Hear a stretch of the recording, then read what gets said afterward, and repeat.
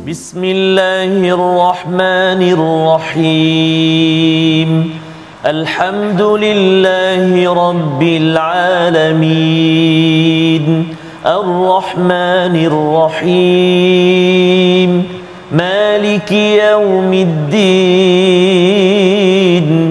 إياك نعبد وإياك نستعين اهدنا الصراط المستقيم صراط الذين أنعمت عليهم غير المغضوب عليهم ولا الضالين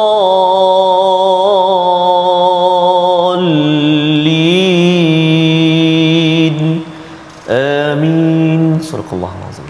Assalamualaikum warahmatullahi wabarakatuh. Alhamdulillah wassalatu wassalamu ala Rasulillah wa ala alihi wa man wala syada la ilaha illallah syada Muhammadan abduhu wa rasuluhu. Allahumma salli ala sayidina Muhammad wa ala alihi wa sahbihi ajma'in. Amma ba'du. Apa khabar tuan-tuan dan puan yang dirahmati Allah sekalian? Kita bertemu dalam My Quran Time, baca faham amal, untuk sama-sama kita mengulang kaji daripada halaman yang kita lewati minggu ini pada halaman 499 sehingga 504.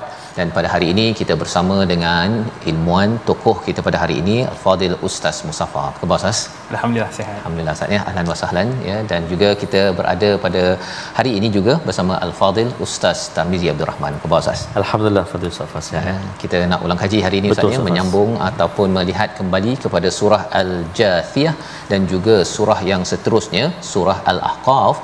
Kita sama-sama ingin melihat kepada halaman 499 di mana kita diperkenalkan tentang salah satu daripada surah Hawamim, iaitu surah Al-Jathiyah yang bermaksud berlutut di hadapan Allah Subhanahu Wa Taala. Mari sama-sama kita melihat kepada ayat pertama hingga ayat yang ketiga permulaan surah Al-Jathiyah ini untuk kita memaknai kepada perkataan la ayatil lil mukminin, ayat-ayat bukti kepada orang-orang yang beriman pada langit dan bumi. Apa maksudnya?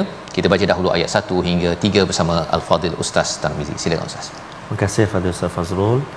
Yang saya muliakan Fadil Ustaz Mustafa, khususnya tuan-tuan dan puan-puan, ibu-ibu, ayah-ayah, sahabat-sahabat Al-Quran yang dikasihi dan dirahmati Allah Subhanahu Wa Taala sekalian. Assalamualaikum warahmatullahi wabarakatuh. Alhamdulillah kita bertemu bersua pada hari ini dan kita nak baca untuk permulaan ini ayat pertama sehingga ayat yang ketiga surah Al-Jathiyah. Seperti mana yang telah kita kongsikan sebelum ini, hamim, mad lazim harfi mukhaffaf, ha 2 harakat, mim 6 harakat. Cara baca dia, jom kita baca sama-sama ayat pertama sehingga ayat yang ketiga di halaman 499. A'udzubillahi minasyaitonirrajim. Bismillahirrahmanirrahim. Hamim.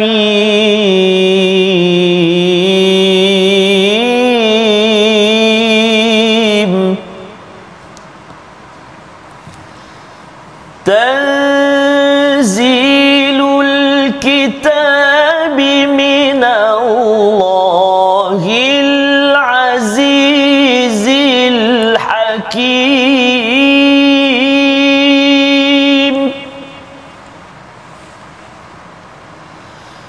Inna fis samawati wal ardi la ayatin lil mu'minin.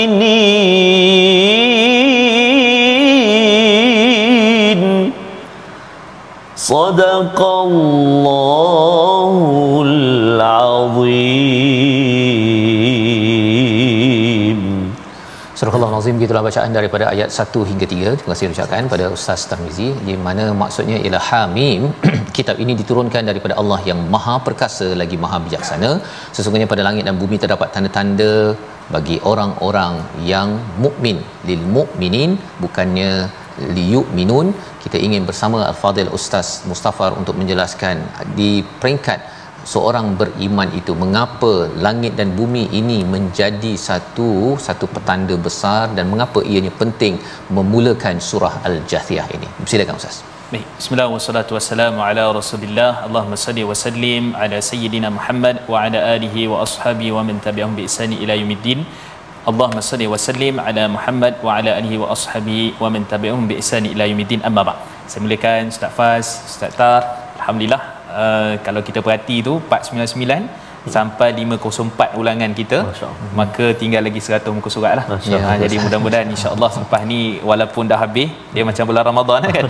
Jadi dia tak habis kat situ lah kan. Jadi insya-Allah akan berulang. Baik, jadi bila kita sebut tentang tanda-tanda kekuasaan Allah Subhanahu Wa Taala, antaranya menjadikan langit dan bumi. Dan sebenarnya kalau kita perhati betul-betul, ini adalah benda yang nampak. Kan sebab tu dia ada yang dipanggil sebagai ilmu yaqin, kemudian ainul yaqin. Ilmu ni kita faham, kita tahu je. Yang tu biasanya syurga neraka ni kita ada ilmu, tapi kita tak pernah nampak. Tapi bila sebut tentang apa yang kita panggil sebagai ainul yaqin, pada pandangan mata kita betul-betul yakin, kita nampak bahawa kejadian Allah Subhanahu Wa Taala itu ada langitnya, ada buminya, wal jibala autada, kami jadikan bukit gunung ganang itu sebagai pasak, kami jadikan wan nahara ma'asha, kami jadikan siang itu sebagai manusia boleh pergi cari kerja dan sebagainya. Dan ini merupakan perkara yang nampak. Dan sebab tu Allah sebut, kalau kita perhati betul-betul, tengok ada 3 kali Allah ulang ayat, pada ayat yang ketiga, ayat keempat dan juga ayat yang kelima. Jadi kalau orang yang betul-betul melihat tanda-tanda kekuasaan Allah Subhanahu Wa Taala, dia boleh jadi orang tu beriman, boleh jadi orang itu yakin, dan boleh jadi orang itu menggunakan akalnya dengan sebaik mungkin di atas petanda-petanda dan kekuasaan Allah Subhanahu Wa Taala. Dan sebaliknya, kalau dia tak boleh ataupun tak nampak sisi iman, sisi berakal ataupun sisi yang baik daripada sudut apa yang Allah telah jadikan itu, maka Allah sebut pada ayat yang ke-8, ayat ke-9, ayat ke-10 dan juga ayat ke-11. Ini apa yang mereka akan dapat. Sebab Allah ulang banyak kali tu, bi'adzabin alim, kemudian adzabun muhin ayat 9, ayat 10 adzabun azim, dan juga yang ke-11 adzabun min rijzin alim. Jadi menunjukkan bahawa sebenarnya semua ni azab yang pedih, azab yang menghinakan, azab yang besar. Ini semua perkara-perkara yang tak nampak. Tapi yang sebelah tadi tu nampak, maksud sebelah atas tu nampak. Maka di sinilah sebenarnya memberi ruang dan peluang kepada manusia, bila mana dia berada di atas muka bumi ini, sudah tentu dia perlu kepada apa yang Allah bagi dia nampak. Allah mungkin ujian juga, sakit dan sebagainya, benda yang nampak. Maka sudah tentu dia akan termasuk di kalangan orang yang memahami ayat-ayat, bukti-bukti, petanda-petanda kekuasaan Allah Subhanahu Wa Taala, dan akhirnya jadi orang beriman, jadi orang berakal, dan jadi juga orang yang yakin. Dan yakin itu yakin yang waktu ada dekat bumi, bukan yakin dia dekat akhirat. Sebab farji'na na'man salihan inna muqinun, kembali semula, kami ni yakin dah ni, tapi dekat akhirat. Jadi sebab tu Allah bagi nampak bukan benda ni dekat akhirat, dekat dunia lagi, supaya kamu yakin dan beriman. Wallahu a'lam. Terima kasih ucapkan pada Al-Fadhil Ustaz Mustafa untuk menjelaskan ayat yang ketiga itu di hujung itu berkaitan dengan orang-orang beriman, bukan sekadar itu tetapi yakin, ya, dan kemudian menggunakan akal Ustaz, ya, dengan 6 petanda sebenarnya kalau kita kira tentang langit, bumi, tentang dabbah dan juga diturunkan air daripada langit. Semua itu adalah membawa kita untuk menghargai, yakin, beriman, yakin, dan juga menggunakan akal, ilmu yang diberikan agar kita terjauh daripada azab, ya. Diulang banyak kali tadi Ustaz, ya, tentang muhin, azim, rijzin alim, yang sebenarnya memberi peringatan kepada kita, lebih baiklah kita beringat-ingat di sini, ya. Kalau nak berlutut, nak bersujud, banyak-banyak kat sini Ustaz, ya, sebelum nanti berlutut, berlutut lama, dan akhirnya bila ditentukan apakah hukumannya, khawatirnya adalah satu yang menghinakan, yang besar, dan azab yang menyakitkan.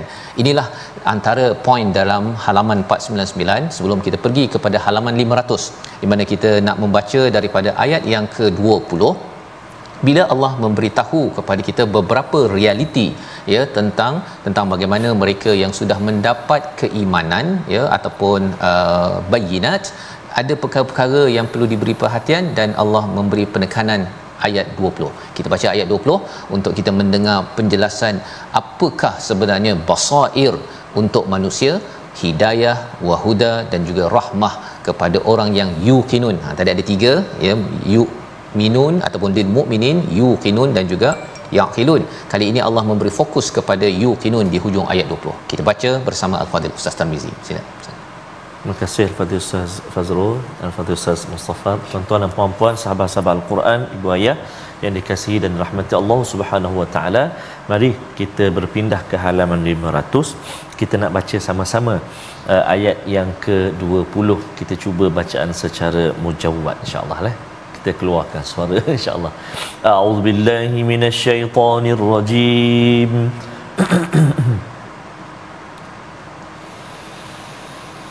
هذا بصائر للناس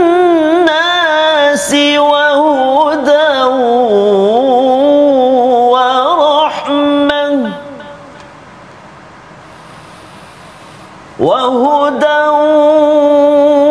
ورحمة لقوم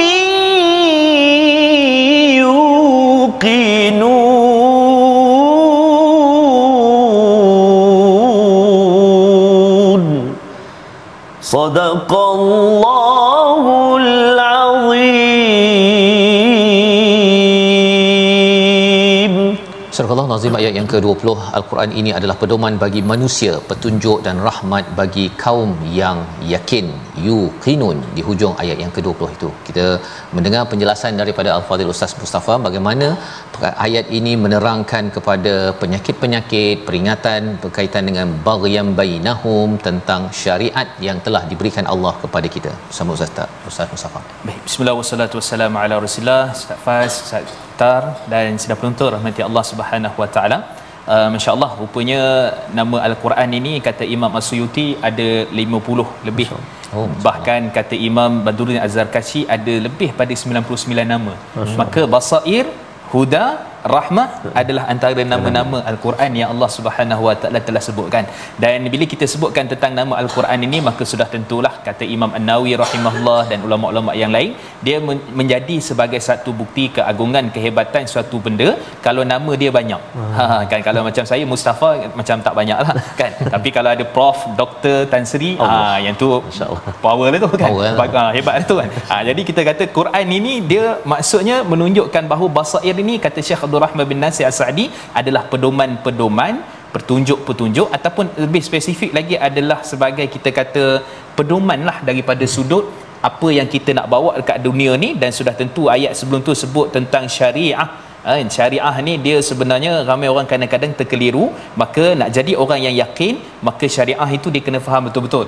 Maka syariat ini ada syar'u man qablana, iaitulah syariat umat terdahulu, iaitulah dia fokusnya kepada akidah. Kalau kita bincang tentang solat apa semua, maka sudah tentu berbeza. Jadi akidahnya sama. Syariat itu asalnya akidahnya sama, tapi hukum-hukum fiqh dia kadang-kadang sedikit berbeza. Dan syariat kita adalah syariat Nabi sallallahu alaihi wasallam. Maka bila kita kembali kepada Allah sebut basair, kan, maksudnya sebagai pedoman, kemudian untuk manusia. Kenapa manusia tu diletak awal dulu?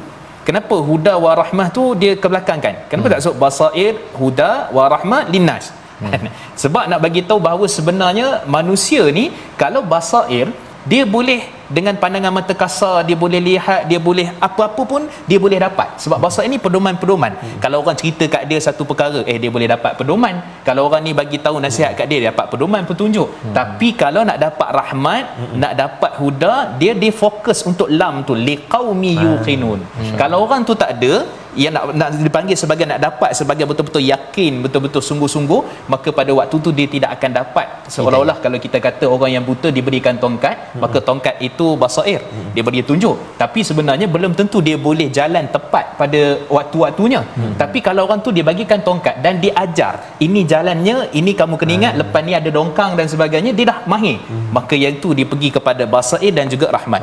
Contoh yang lain, kalau kita kata satu orang tu dia dalam keadaan dia pekak, dia tak dengar kan. Jadi pekak tak dengar ni, kalau kita nak sebut apa perkataan Allah yang nak sebut, nak tunjuk dia perkataan Allah, kita sebut kat atas biasanya kan perkataan Allah. Tapi kalau kita katakan bahawa kita dah biasa dah sebut perkataan tertentu dengan terma-terma agama, perkataan-perkataan contoh rahmat, huda ni dia dapat tahu sebab dia dah biasa. Jadi kita kata ada beza untuk semua manusia tu dia jadi macam pedoman, nasihat dan sebagainya, tetapi itulah sebenarnya Al-Quran. Maka bagi orang yang betul-betul nak ambil, orang-orang yang berakal, maka dia akan dapat apa yang dipanggil sebagai untuk kaum yang betul-betul yakin dan mendapat huda dan juga rahmat Allah Subhanahu Wa Taala. Huda rahmat ni Allah boleh bagi dengan keadaan orang-orang yang betul-betul cari. Untuk orang yang berakal, kan, ulaika alaihim salawatu min rabbihim wa rahmah wa ulaika humul muhtadun. Jadi rahmat dengan dia punya petunjuk itu sebelum ni pun kita dah ada pada surah Al-Baqarah, dan ini diulang lagi supaya kita fokusnya jadi orang yang yakin di atas rahmat dan juga apa kita panggil sebagai petunjuk daripada Allah Subhanahu Wa Taala.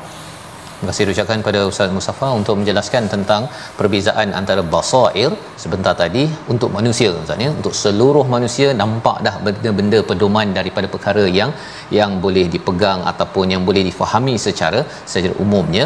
Tetapi bila bercakap tentang huda, ya, petunjuk dan rahmat itu, ini khas, Ustaz, ya, kepada kaum yang sentiasa mencari membina keyakinan, dan keyakinan pada apa?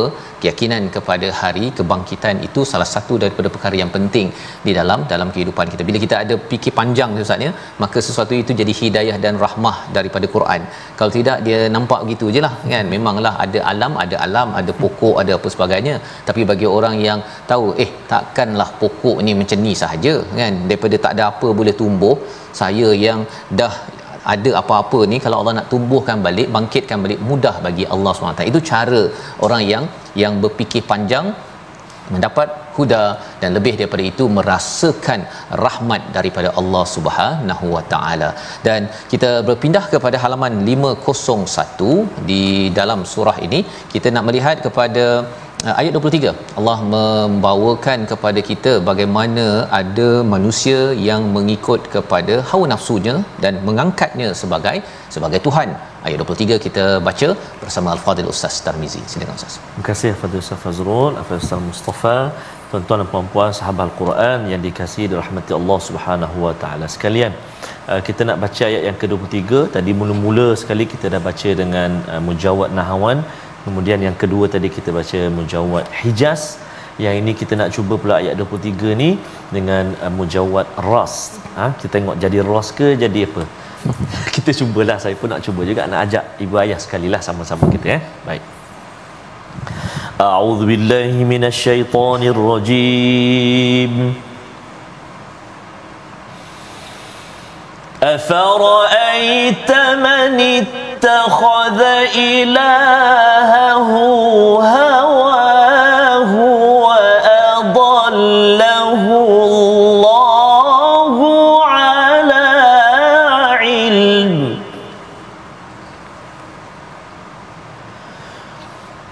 Wa adallahu Allahu ala ilmi wa khatama ala sam'ihi wa qalbihi وختم على سمعه وقلبه وجعل على بصره غشاوة فمن يهديه من بعد الله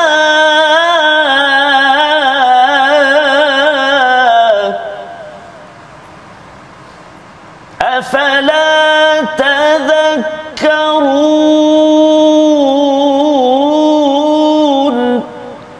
صدق الله العظيم. Surah Al-Azim. Pernahkah kamu melihat orang yang menjadikan hawa nafsunya sebagai Tuhan dan Allah membiarkannya sesat dalam pengetahuannya, dan Allah mengunci pendengaran dan hatinya serta meletakkan penutup atas penglihatannya? Maka siapakah yang mampu memberinya petunjuk selepas Allah membiarkannya sesat? Mengapa kamu tidak mengambil pelajaran?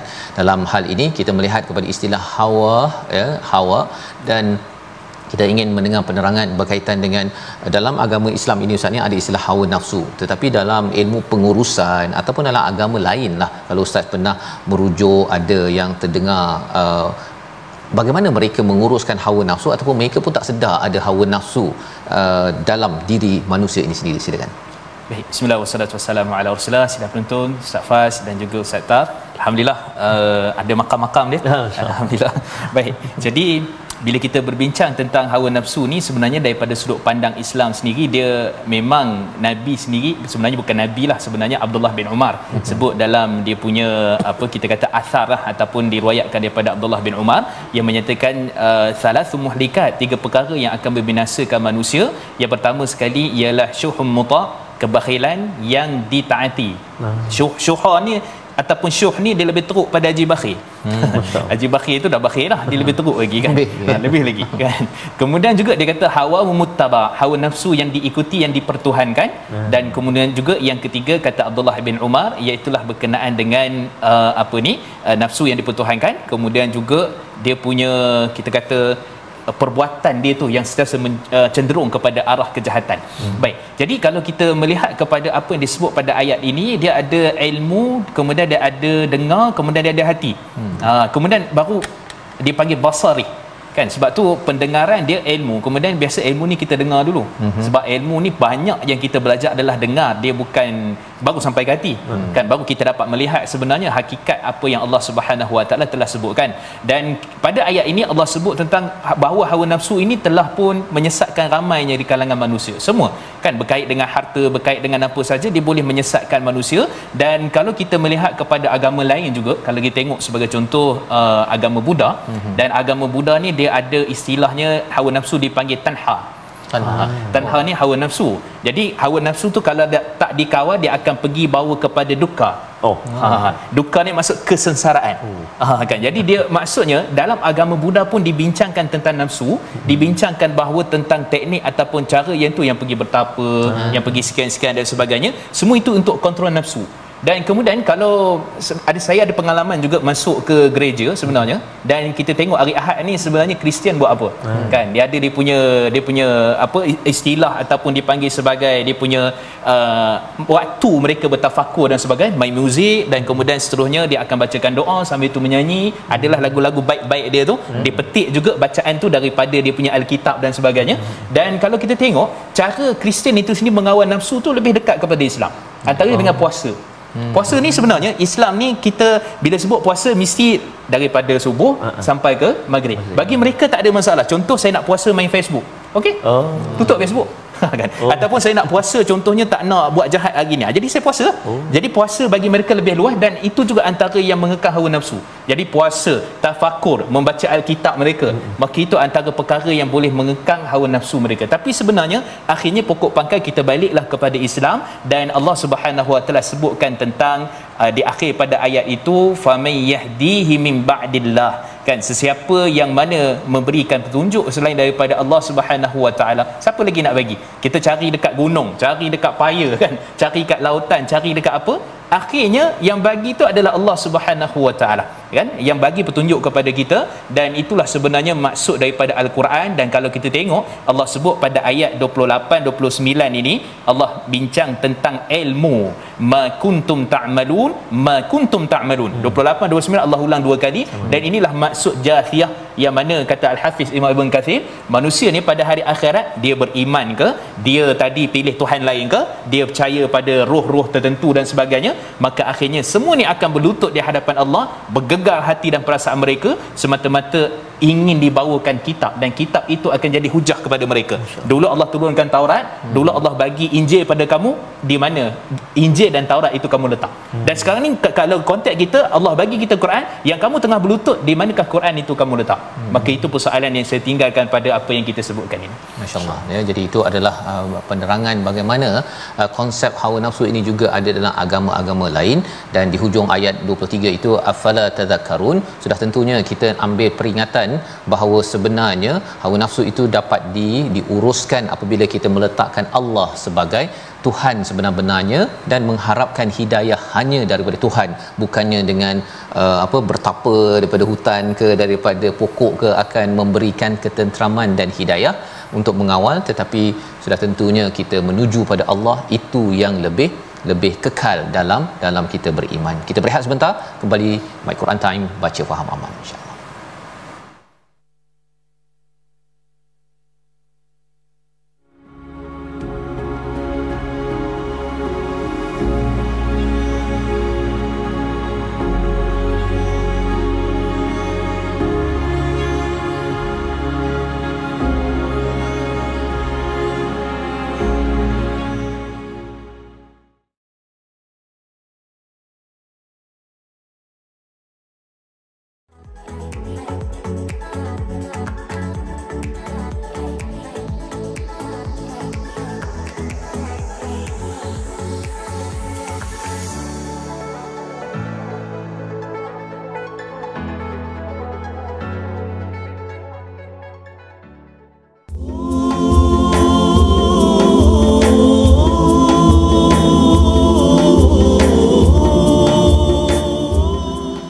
Al-Jathiyah, melutut bagaimanalah nanti Allahu Akbar. Ustaz, amalan kita Ustaz sebut tadi, Quran kamu kat mana masih Allahu Akbar. Moga-moga tuan-tuan dan puan-puan Allah Subhanahu Wa Taala menghitung segala amal ibadah kita diangkat dan diterima oleh Allah Subhanahu Wa Taala. Amin ya rabbal alamin.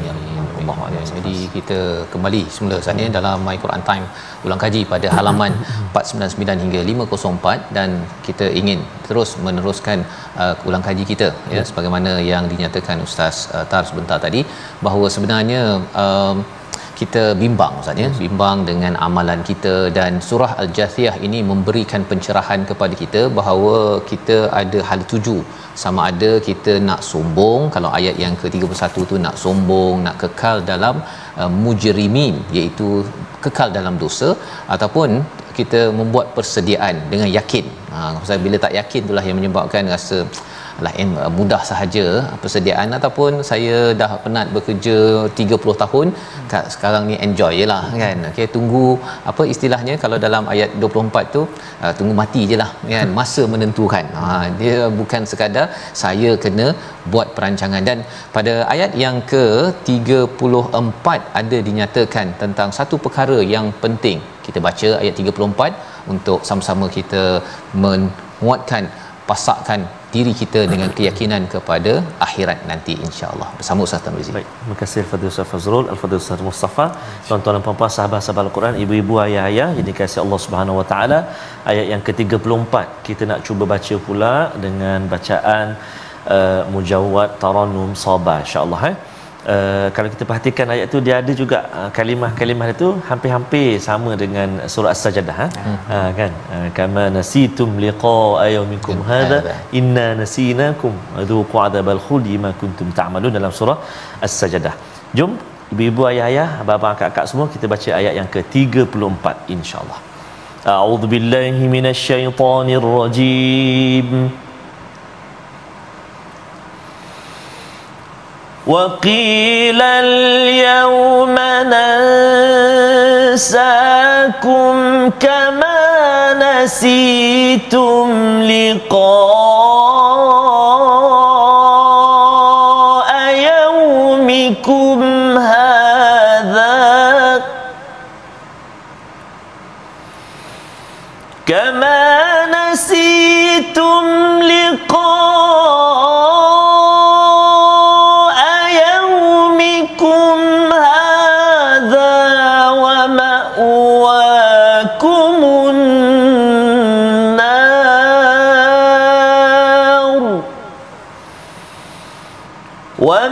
ومأواكم النار وما لكم من ناصرين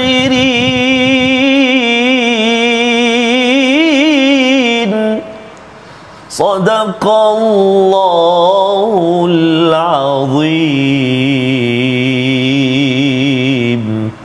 Surah Al-Azim ayat yang ke-34, dan kepada mereka dikatakan pada hari ini kami melupakan kamu sebagaimana kamu melupakan pertemuan pada hari ini, dan tempat kembalimu ialah neraka dan tiada siapa yang dapat membantu kamu. Apa maksud lupa di situ Ustaz ya? Adakah lupa pelajaran ke, kalau kita lupa kepada apa, kalau kita baca sesuatu, ataupun lupa ini apa maksudnya untuk kita sama-sama jangan terkandas di akhirat nanti Ustaz? Sila. Baik, bismillah wassalatu wassalamu ala Rasulillah. Ustaz Faz, Ustaz Tar, sidang penonton yang rahmati Allah Subhanahu Wa Taala. Bila sebut perkataan lupa ni sebenarnya kalau kita tengok kat situ, yang pertama kalau kita tengok nansakum kama nasitum liqa'a yaumikum hadha, adakah Allah itu ada sifat pelupa ataupun sebenarnya dia ada satu, sebenarnya dia adalah satu balasan. Maksudnya kalau kita buat macam tu kita akan dapat macam tu. Jadi itu maksudnya, sebab Allah bebas daripada sifat lupa. Allah tidak akan melupakan apa pun manusia buat, tapi disebabkan kamu yang melupakan, maka Allah balas dengan apa azab yang Allah telah pun berikan kepada kamu di hari akhirat kelak. Dan rupanya kalau kita tengok juga Allah sebut perkataan liqa, maksudnya pertemuan dengan Allah Subhanahu Wa Taala ini, dan kita kembali kepada apa yang Allah di sini Allah sebut tentang balasan ataupun azab. Tapi sebenarnya pada ayat yang lain Allah Subhanahu Wa Taala ataupun dalam hadis, sebenarnya dalam riwayat Imam Al-Bukhari, kata Nabi sallallahu alaihi wasallam, man ahabba liqa Allah ahabba Allah liqa'ah. Siapa yang mana cinta dan suka untuk bertemu dengan Allah, Allah cinta dan suka untuk bertemunya dengannya. Wa man kariha, siapa yang mana benci bertemu dengan Allah, maka Allah berbenci untuk bertemu dengannya. Kita pun pelik, adakah manusia benci untuk bertemu dengan Allah? Maka kata Imam Nawawi rahimahullah, kalau perbuatan kamu, kalau amalan kamu, kalau apa yang kamu kerjakan dekat dunia ini tak menepati standard ataupun kehendak apa yang ada dalam basair huda wa rahmah yang kita sebutkan tadi, maka yang itulah maksudnya dia benci bertemu dengan Allah. Benci ni bukan duk ratib hari-hari saya bencilah kan. Benci ni maksudnya perbuatan amalan dia itu tak membawa kepada pertemuan kepada Allah Subhanahu wa taala. Sebab tu Nabi ajar kepada kita dalam satu hadis riwayat Imam Ibnu Majah, hadis yang hasan yang boleh digunakan sebagai hujah, satu doa yang sangat menarik saya kira. Doa ni doa yang Nabi ajar, Allahumma inni as'aluka ladzatan nazar ila wajhik wa syauqa ila liqa'ik. Tengok makna itu, masya-Allah. Iaitulah, ya Allah, kurniakanlah kepada kami ini kelazatan memandang wajah Allah Subhanahu wa taala akhirat nanti, dan juga terlalu rindu untuk bertemu dengan Allah Subhanahu wa taala. Jadi tuan-tuan boleh ulang balik tu untuk dapatkan doa tu kan, ataupun dalam bahasa Melayu, ya Allah, berikanlah kami pandangan mata kami kelazatan untuk memandang wajah Allah dan juga kerinduan yang sebenar untuk bertemu dengan Allah Subhanahu wa taala. Jadi ayat ini sebenarnya kalau kita tengok dia, kita boleh akhirkan untuk patah balik, jangan kita jadi ma'wa kumunnar tu. Pertama ialah kita kena beramal soleh. Allah sebut faman kana yarju liqa'a rabbih falyamal amalan salihan wala yusyrik biibadati rabbih ahada. Surah akhir sekali, hujung ayat surah Al-Kahfi ayat 110, Allah kata siapa yang mana nak bertemu dengan Allah, maka dia kena melakukan amal salih dengan sebaik-baiknya. Dan kemudian dia tidak mensyirikkan Allah, yakni mengikhlaskan ibadah perbuatan dia kerana Allah Subhanahu wa taala. Dan kemudian Allah sebut juga syarat yang kedua juga pada ayat yang ke-14, nanti kita akan tengok ada kaitan dengan surah Al-Kahf ni. Allah menyatakan bahawa orang yang istiqamah, innal ladzina qalu rabbunallahu thumma istaqamu fala khaufun alaihim walahum yahzanun. Tadi cerita tentang bimbang takut amalan kita tapi orang istiqamah, orang yang beriman, dia takkan rasa duka cita, takkan berasa takut pada hari akhirat bila amalannya dipersembahkan di hadapan Allah, kerana dia dah ikut dah apa yang Allah telah perintahkan dalam Al-Quran satu persatu. Masya-Allah. Ya, jadi seorang pekerja Ustaz, bila dia buat apa yang bos suruh buat itu, maksudnya dia nak jumpa bos dia nanti bagi award bagi anugerah, bagi bonus Tapi kalau katakan bos suruh buat ni tak payahlah kan. Dia pergi kafe tu 2 jam kan, dah clock tu pergi 2 jam, lepas tu sambung 2 jam sebelum balik tu dah kemah-kemah barang dah. Itu maksudnya dia lupakan segala peraturan yang diberikan. Sudah tentunya lepas tu tak masuklah nama bukan bos tu terlupa, tadi memang tak masuk nama, mendapat anugerah di hujung tahun tersebut. Jadi itu perumpamaan di peringkat manusia, tetapi walillahil mathalul a'la. Apabila Allah menyatakan pada ayat 34, itulah yang kita tak nak Ustaz, sampai Allah tak kisah dah kita, pasal kita tidak kisah kepada apa yang diingatkan oleh Allah Subhanahu Wa Taala. Yang kita doa benar-benar dengan kita mendengar Al-Quran ini, jiwa kita makin sensitif untuk rindu bertemu dengan Allah Subhanahu wa taala. Itu di hujung surah Al-Jathiyah, dan kita ingin meneruskan pada surah Al-Ahqaf pada muka surat 503 pada ayat yang ke-12, ada kisah Nabi Musa Kita baca ayat 12 ini, dan sekali lagi kita akan mendengar apa kepentingan bila kita bercakap tentang kitab, dan apakah khabar gembira bagi orang yang muhsinin. Apa maksud muhsinin dalam ayat ini? Ayat 12 bersama Fadil Ustaz Tarmizi. Terima kasih Fadil Ustaz Fazrul, Al-Fadil Ustaz Mustafa. Tuan-tuan dan puan-puan, sahabat Al-Quran, ibu-ibu, ayah-ayah, kita berganjak ke ayat yang ke-12 muka surat 503. Kita nak cuba baca ayat yang ke-12 dengan bacaan mujawwad jiharkah. Jiharkah bukan jirkah, jiharkah ataupun jaharkah. Jom kita cuba sama-sama insya-Allah. A'udzubillahi minasyaitonirrajim. Wa min qablihi kitab Musa imaman wa rahmah wa hadha kitabun musaddiqul lisanan arabiyyan liyunzira alladhina zalamu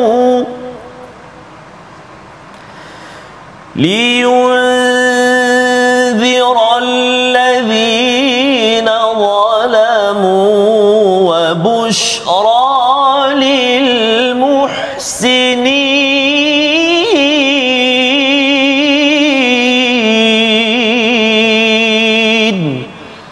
Sadaqallahul azim. Surah Al-Azim. Dan dari sebelum Al-Quran itu telah ada kitab daripada Nabi Musa sebagai petunjuk dan rahmat, dan Al-Quran ini adalah kitab dalam bahasa Arab, ya, untuk memberi peringatan kepada orang yang zalim dan memberi khabar gembira kepada orang yang berbuat baik. Dalam bercakap tentang Nabi Musa ini, Ustaz, ya, sebenarnya ada Bani Israel. Bani Israel ni saya ingatkan bahawa kadang-kadang orang cakap Bani Israel ni memang tak bagus kan, tapi sebenarnya Bani Israel ini ada yang bagus, ada yang tak bagus. Apa pelajaran daripada Bani Israel ini untuk kita jugalah kan? Adakah semua orang kalau dah daftar Islam tu kira dah lulus, ya, ataupun sebenarnya ada apa maksud zalim dan juga muhsinin dalam ayat yang ke-12 ini? Silakan. Bismillah wassalatu wassalamu ala Rasulillah. Sidang penonton rahmati Allah Subhanahu wa taala, Ustaz Faz, Ustaz Tar. Jadi alhamdulillah kita pergi kepada ayat yang ke-12 ini berbincang tentang antaranya kitab dan juga Nabi Musa alaihissalam. Dan ini antara ayat yang diulang selain sebelum ni kita dah jumpa banyak dah kisah tentang Nabi Musa alaihissalam, tapi kali ini penekanannya pula diberi kepada kitab yang telah diberikan kepada Nabi Musa alaihissalam dan Bani Israel keseluruhannya. Dan sebenarnya kalau kita tengok apa yang Allah sebut ghairi maghdubi alaihim waladdallin, jadi bukan di kalangan orang yang mana Allah murkai dan juga bukan di kalangan orang-orang yang sesat, maka surah Al-Baqarah itu menjawab siapakah orang ataupun manusia kelompok yang Allah murkai, Yahudi, dan Ali Imran itu lebih fokus kepada Nasara. Dan bila melihat kepada apa yang Allah Subhanahu Wa Taala jadikan kepada kita, rupanya Bani Israel ini telah pun ada kitab, ada panduan, ada rujukan, tetapi mereka ini pentadbiran kepemimpinan, kehebatan, kewibawaan mereka telah ditukar oleh Allah Subhanahu Wa Taala dengan kaum yang lain di atas keingkaran mereka tidak mengikut apa yang ada dalam kitab yang telah pun, kalau kita kata Nabi Musa ni apa kitabnya tuan-tuan? Ingat ke tak ingat? Jadi Injil ke Taurat? Tertukar kan. Jadi ke Zabur kan. Okey, jadi kita Taurat Nabi Musa alaihissalam, dan dia juga baginda juga mendapat suhuf. Dan sebenarnya kalau kita tengok apa yang disebut secara zalim dan muhsinin, itulah yang ada dalam kitab mereka. Maksudnya kezaliman itu termasuklah kesyirikan, termasuklah berbuat kejahatan, zalim dan sebagainya. Maka semua itu ialah perkara yang Allah sebutkan di dalam, kalau kita perhati dalam surah Al-A'la, kita akan tengok bagaimana Allah Subhanahu Wa Taala cerita tentang mereka ini sebenarnya hanyalah golongan yang perlu menyucikan diri mereka, perlu berbuat baik dan mengelakkan diri daripada kezaliman. Jadi boleh kita katakan di penghujung surah Al-A'la fi suhufi Ibrahim wa Musa, dan sebelum pada ayat tu menceritakan apa sebenarnya yang ada dalam syariat mereka. Dan bila sebut dalam syariat mereka, apa yang ada dalam kitab mereka, maka rupanya ialah dua saja, iaitulah jauhi daripada kezaliman dan sampaikan berita gembira kepada orang-orang yang mana berbuat kebaikan. Dan Allah sebut zalim lawannya muhsin kan, zalim lawannya muhsin. Kezaliman ini kalau kita tengok muhsinin, maka muhsinin ini dia banyaklah pentakrifan di kalangan para ulama. Ada menyatakan ihsan itu adalah buat lebih, ada yang kata ihsan itu ialah kita membayangkan semua ini betul-betul keikhlasan ibadah kita kepada Allah Subhanahu Wa Taala. Ada yang kata ihsan ini ialah kita kepada semua perkara kena buat ihsan, hatta pada binatang sekalipun kena buat ihsan. Jadi bila sebut tentang ihsan ini, semua benda dia perlu perbaiki. Kalau kata contoh tengah buat kerja, dia punya nak bagi center kan, nak bagi cantik, kemudian ada letak sikit, kalau contoh ada logo syarikat, letak logo syarikat, ni kan kerja pun tak kemas. Jadi tak ada sifat ihsan dekat situ. Sekadar ada tulisan pun tak betul dan sebagainya, ejaan pun banyak salah dan sebagainya, maka yang tu tak teliti, tak muhsin. Maka orang yang muhsin teliti, dia nak simpan dekat mana, apa format dia, apa dia nak buat, semua dia tu dia teliti. Maka itulah yang ada persyaratan Bani Israel, jangan melakukan kezaliman, kesyirikan, perbuatan zalim sesama makhluk dan sebagainya, dan jadilah orang yang betul-betul memberikan ihsan, kebaikan, teliti setiap tindak tanduk, terutamanya perintah Allah Subhanahu Wa Taala. Masya-Allah, ya, itu adalah penerangan bagaimana sebenarnya jauhi zalim dan juga bersifat muhsinin ini adalah perkara yang disentuh dalam Taurat juga, Ustaz, ya. Maksudnya seruan daripada kitab terdahulu, dan ianya selari dengan apa yang kita pun sama-sama perlu laksanakan. Dan puncak ya, salah satu puncak kepada muhsinin ini adalah bersifat ihsan kepada siapa? Kalau di peringkat manusia ini adalah kepada dua ibu bapa. Itulah wasiat yang dirakam pada ayat 15. Kita baca di penghujung ulang kaji kita pada hari ini bersama Ustaz Tarmizi. Terima kasih Al-Fadhil Ustaz Fazrul, Al-Fadhil Ustaz Mustafa, tuan-tuan dan puan-puan ibu ayah dikasihi Allah Subhanahu Wa Taala. Ayat yang ke-15, agak panjang ayat ini. Maka tadi sudah 6 kita baca dengan mujawwad, yang terakhir ini kita baca dengan murattal, tarannum sikah insya-Allah. Jom kita baca sama-sama. A'udzubillahi minasyaitonirrajim. ووصينا الإنسان بوالديه إحسانا حملته أمه كرها ووضعته كرها وحمله وفصاله 30 شهرا حتى إذا بلغ أشده وبلغ 40 سنة قال رب أوزعني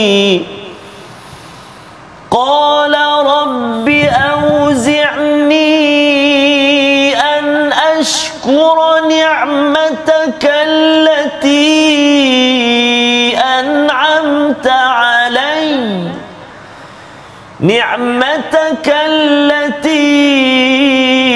أنعمت علي وعلى والدي وأن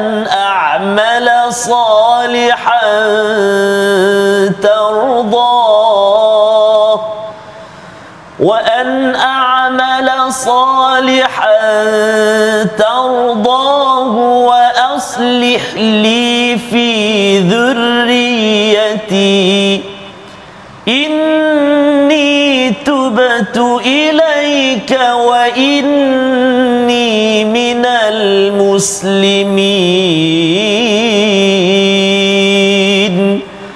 صدق الله العظيم.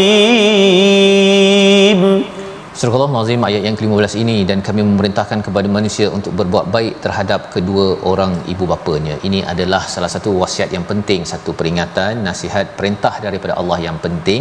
Dan 1 minit akhir ini kita bersama Al-Fadhil Ustaz Mustafa untuk menyampaikan apakah nasihat hujung pada ulang kaji pada hari ini. Silakan Ustaz.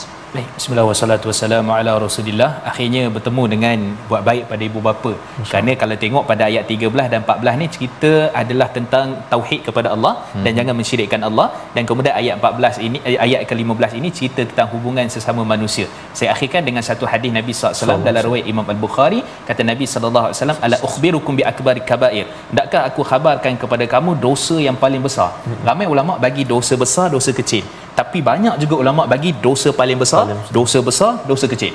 Jadi dia ada dia punya peringkat-peringkatnya. Maka kata Nabi sallallahu alaihi wasallam, pertama syirik pada Allah, dan yang kedua adalah uquq walidaini. Maksudnya berbuat ataupun berdahaka kepada kedua ibu bapa.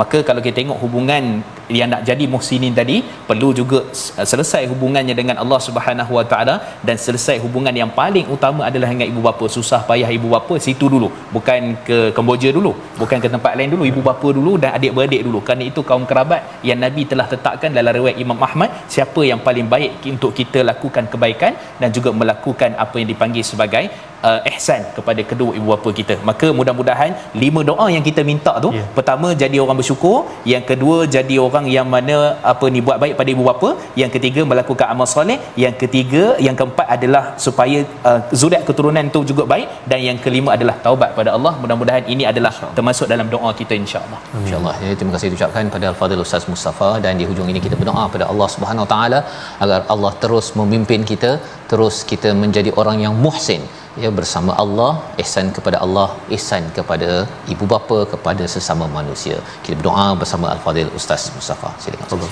A'udzubillahi minasyaitanir rajim. Bismillahirrahmanirrahim. Alhamdulillahirabbil alamin wassalatu wassalamu ala asyrafil anbiya wal mursalin wa ala alihi wa ashabihi ajma'in.